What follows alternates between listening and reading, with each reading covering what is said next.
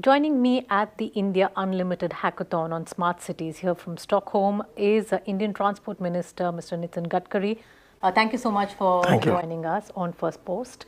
My first question to you is on the India Unlimited Hackathon. Clearly, this provides a great platform for the Indian government to tap into creative resources of young minds as well as innovators for ideas for sustainable smart cities and villages. Now, what is going to be the government's biggest takeaway from this hackathon? Actually, frankly speaking, in India and out of India, particularly Indian engineers, Indian talent is well recognized and respected.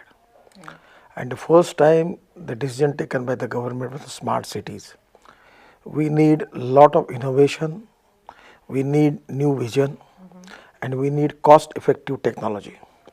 And that is the reason that we are encouraging the talent of India. And now I feel that in this such type of events, definitely giving us a good solutions for our problems. And our people are very competent, and by this experiment definitely they will give some good solutions which can be sustainable and useful for the India by and large. There has been a lot of interest in smart cities. In fact, researchers as well as young entrepreneurs, institutions are setting up projects as far as helping and looking for solutions for smart cities go. Now, if these ideas are of interest, is there a chance that the government would be open to incubating them? 100%. I feel that now lot of smart city projects are moving now. Some of the project executed by the urban ministry, some of with the state governments. As a minister, I am in charge for the ports, and we are also making the 4 to 5 smart cities. One is in Mumbai, the BPT land is with us. Second is Kandla in Gujarat. Third is in Orissa, our Paradip port. So now I feel that everywhere the situation is different. There are some strength and some weaknesses. So the planning of this, the land is available with us. We have hospitals, we have residential accommodations where we can make the recycling of the water. We can convert waste into energy.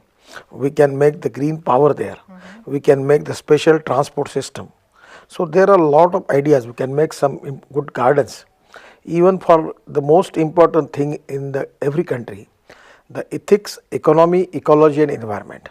Right. And for all these things, we need innovative approach. And that is called as knowledge, innovation, technology, research and science. We name it as a knowledge. And conversion of knowledge into wealth is the future for the country. And now India is on the right track. And the way in which the Indian talent, particularly in India and out of India, the way in which they are responding, I feel that here is a lot of potential, economic viability and a future thought for the development. And we will definitely encourage them, and we will take the advantage of all these ideas, and we will make the policy and we will use that ideas. Well, that's very encouraging, especially for researchers, for entrepreneurs, for innovators. And apart from the 100 smart cities, you did mention about other port cities that you are looking to develop as smart cities. Could you elaborate on that and the areas that you are looking at? We have in Kandla, we have 1 lakh hectare of land is with us. Now we have 2 projects. One is modernization, mechanization, and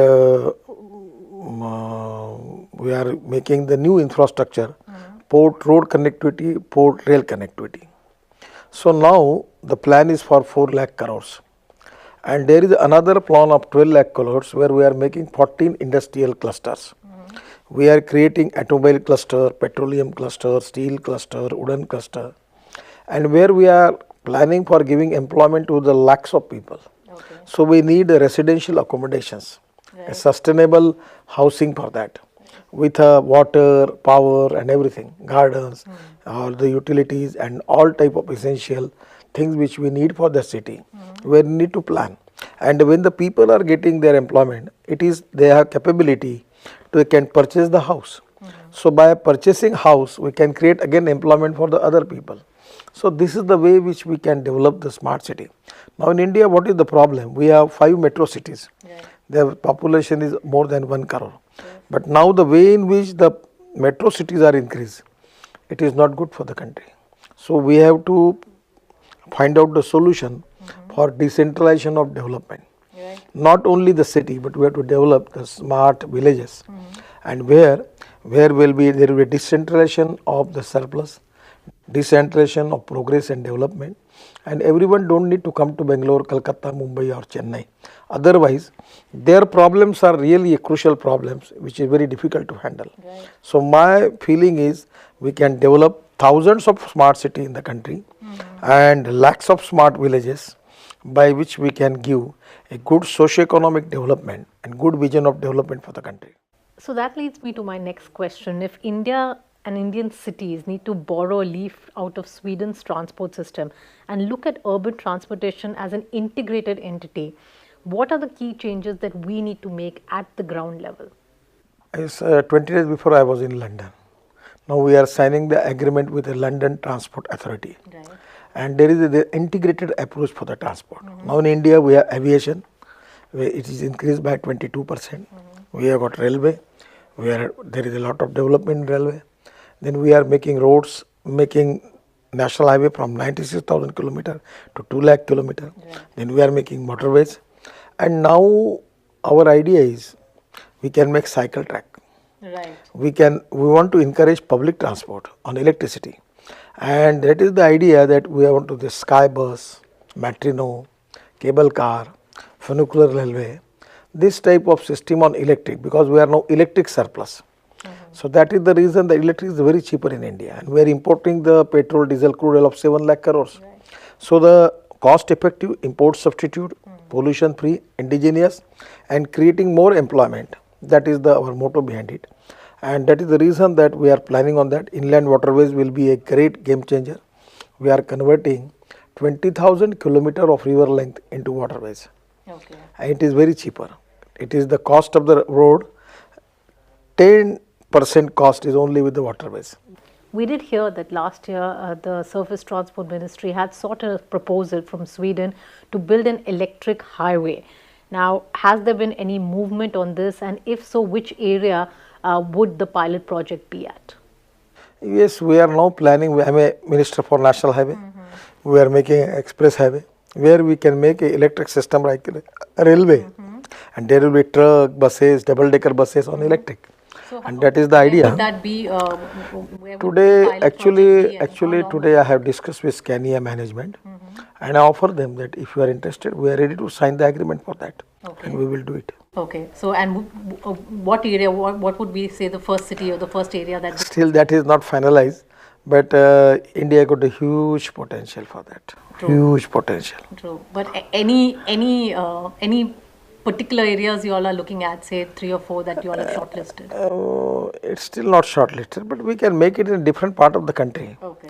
Basically the industrial corridors, where the heavy traffic is there. Okay. If we can convert that heavy traffic onto electric, it is a cost effective, import substitute, pollution free, and creating jobs, where in that case our logistic cost will be reduced, and we can increase our exports. Right. There is a lot of talk about the Hyperloop in India, and 2 companies have already presented their proposal to India. Now, is India actually ready to leapfrog to this futuristic mode of transport? 100% we are ready for that. We offer them the road also, Mumbai-Pune Express Highway. Okay. But now we have received 5 technologies, Okay. from out of which that our idea is taking from one point to other point. That will be access connectivity by electricity, just like ropeway, cable car, the Matrino system. And where now in Philippines also they have a bus having capacity of 150 people, and is going from one point to another point. Okay. So like Bangalore, Chennai, Mumbai, we can use this, and we are now received the tender for Dholakua to Manesar. 3 tenders are there. We will finalize, and Is this specifically for Hyperloop, or is this no, for the it's for the technology.